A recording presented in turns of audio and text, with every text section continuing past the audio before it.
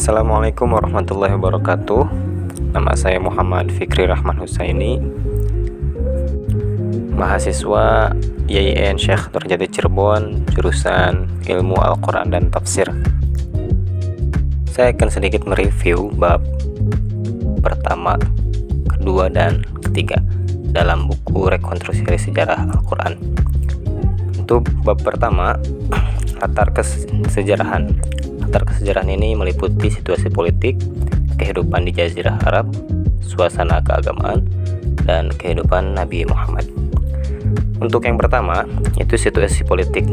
Jazirah Arab terletak sangat terisolasi baik daratan maupun lautan. Seiring terjadinya peperangan antara suku yang berlangsung dalam skala besar. Walaupun merupakan kawasan kecil, namun memiliki posisi cukup penting dalam ajang perebutan kekuasaan politik Timur Tengah yang ketika itu didominasi oleh Bizantium dan Persia. Kehidupan di Jazirah Arab, kota Mekah sangat bergantung pada perniagaan.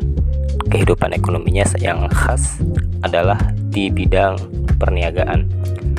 Struktur sosial Arabia sebelum Islam dan pada masa awal Islam adalah kesukuan. Adapun sisi lain dari kehidupan di Jazirah Arab adalah pertanian. Selanjutnya, suasana keagamaan.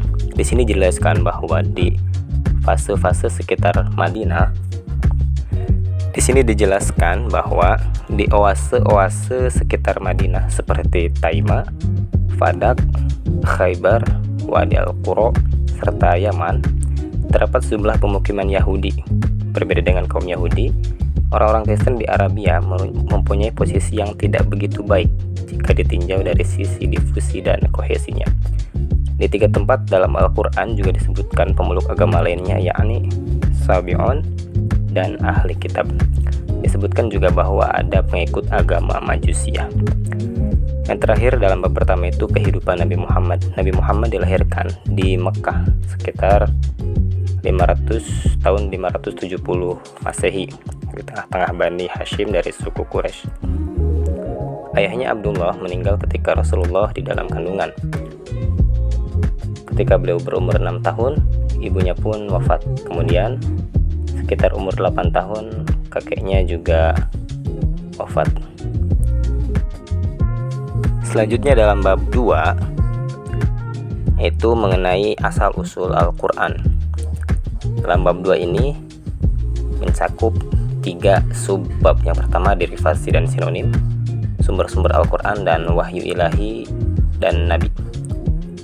Untuk subbab yang pertama derivasi dan sinonim, sebagian sarjana muslim mengatakan bahwa kata Al-Quran merupakan masdar dari fi'il madhi qara'a. Dengan demikian Al-Quran bermakna bacaan atau yang dibaca, makruh. Ada 2 istilah lain, yakni surah dan ayat. Surah merupakan nama yang digunakan untuk menunjuk bab Al-Quran yang seluruhnya berjumlah 114.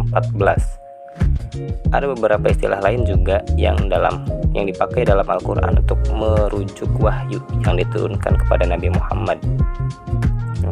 Pertama, Zikrun yang artinya pengingat. Yang kedua, Al-Furqan yang berarti pembeda, dan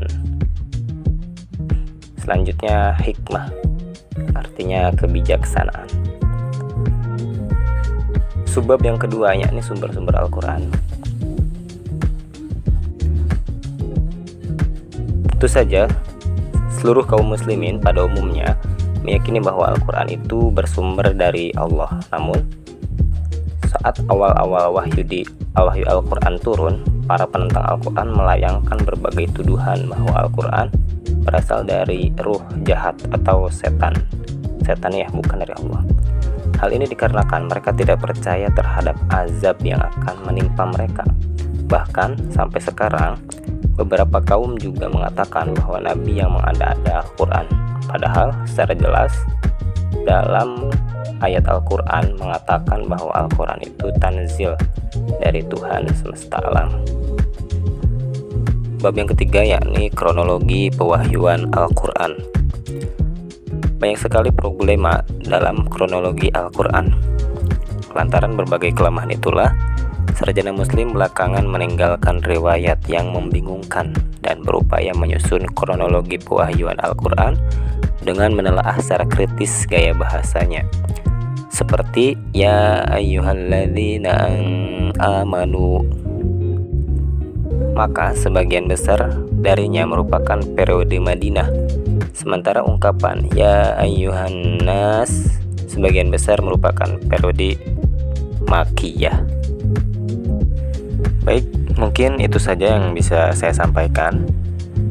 Terima kasih sudah menonton. Mohon maaf apabila masih banyak kekurangan. Assalamualaikum warahmatullahi wabarakatuh.